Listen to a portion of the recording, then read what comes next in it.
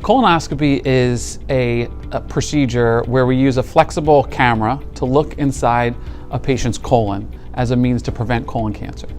The prep for a colonoscopy refers to a special drink that acts like a laxative in order to clean out the patient's colon so that it can be seen really easily by the physician.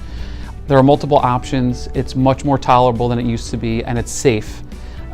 We also can split the dosage so that you don't have to drink a large volume of liquid all at once, and you can drink some of it up to 2 to 1 day before the procedure and early the morning of.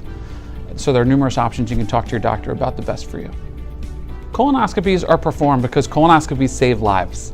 So colonoscopies are used to prevent colorectal cancer. We do them early on as a means to look for what are called polyps, to find them and to remove them so that they never have the opportunity to become something dangerous like a colon cancer. Everybody should start screening at age 50. So if you're over 50 and have never had a colonoscopy, it's time.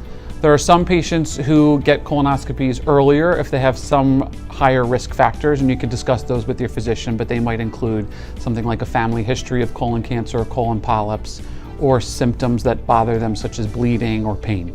But for somebody who feels otherwise well, don't wait. You should get your colonoscopy starting at age 50. The main symptom of colon cancer is no symptom. And that's really important for people to recognize. Is I don't want anybody to feel like they should be waiting until they have a suspicion or a concern for colon cancer, and that's not the idea behind colonoscopy. Colonoscopy works best as a preventative measure. We don't want to wait until you have colon cancer.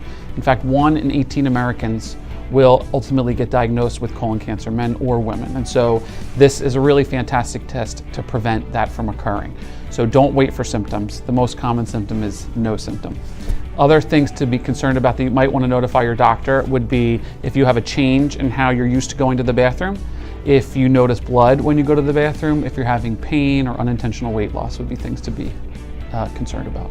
So colonoscopy is the best test because it can both look for polyps, find polyps, and remove polyps all in one procedure. The procedure itself is about 15 to 30 minutes, and then you're done. While other screening measures may be good options for certain patients, ultimately if those screening measures find that there is a polyp, then ultimately you're going to be recommended for a colonoscopy. So usually all roads lead to colonoscopy in the end. So in a patient where it's an appropriate test, it is the best test for that reason. So if a polyp is found during your procedure, it does not mean that you have colon cancer.